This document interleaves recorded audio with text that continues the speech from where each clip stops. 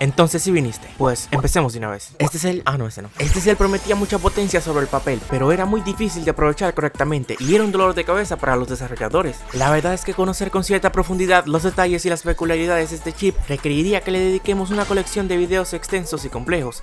Afortunadamente, no es necesario que nos sumerjamos a ese nivel para entender por qué aún hoy es descrito con cierta frecuencia como un chip adelantado a su tiempo.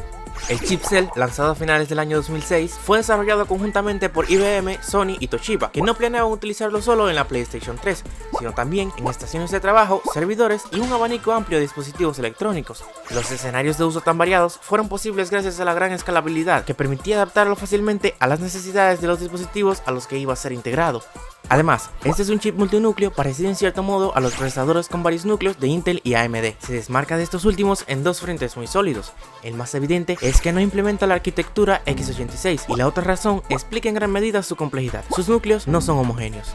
A lo que me refiero con esto es que la versión de este chip integrado en la consola de Sony tiene 9 núcleos. A uno de ellos se le conoce como PPE o PowerPC Processing Element. Aquí lo llamaremos el núcleo más grande, y los 8 restantes son llamados SPE o Synergistic Processing Elements.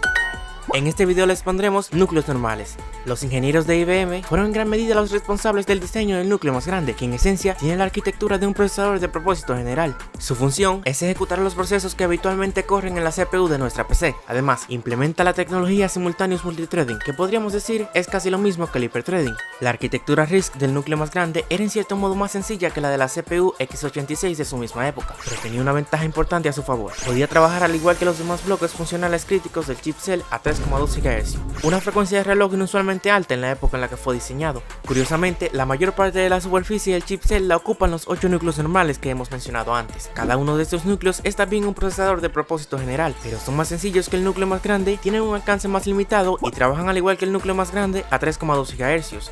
Los núcleos normales del chip Cell fueron diseñados para que fuesen sencillos y eficientes, con la intención de que puedan ser utilizados por los desarrolladores para resolver tareas paralelizables.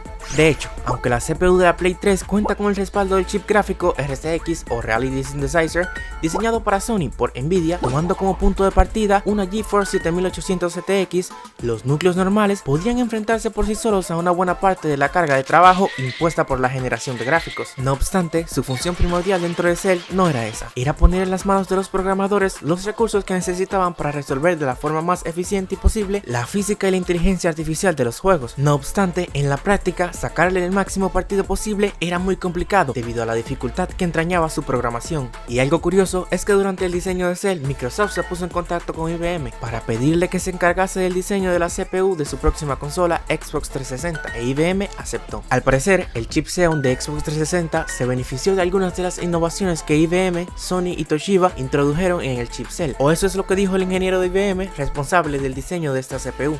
La dificultad que entrañaba la programación de Cell generó en su momento un gran debate. Gabe Newell, cofundador y director de Valve, dijo lo siguiente: PlayStation 3 es una pérdida de tiempo. Esforzarse en dominar el procesador Cell y sus núcleos no te proporciona beneficios a largo plazo. No hay nada en esta CPU con propósito específico. Lo único que vas a conseguir trabajando en ella es odiarla. De hecho, el Gran Turismo 5 llegó a las tiendas mucho más tarde de lo que Sony había anunciado en un principio, y todo parece indicar que la dificultad de programar sobre Cell fue en gran medida la responsable de este retraso. Y como ya sé que te suscribiste, te puedo decir que al final algunos estudios sí consiguieron sacarle todo a Cell, especialmente durante la recta final de la vida comercial de esta consola. Un programador de perros traviesos, el estudio de desarrollo de videojuegos responsable de estas joyas, aseguró que Uncharted 1 usaba el 30% de su potencial. Uncharted 2 ya utilizaba el 100%, pero Uncharted 3 y The Last of Us 1 por fin consiguieron sacar hasta la última gota de hardware de la PlayStation 3.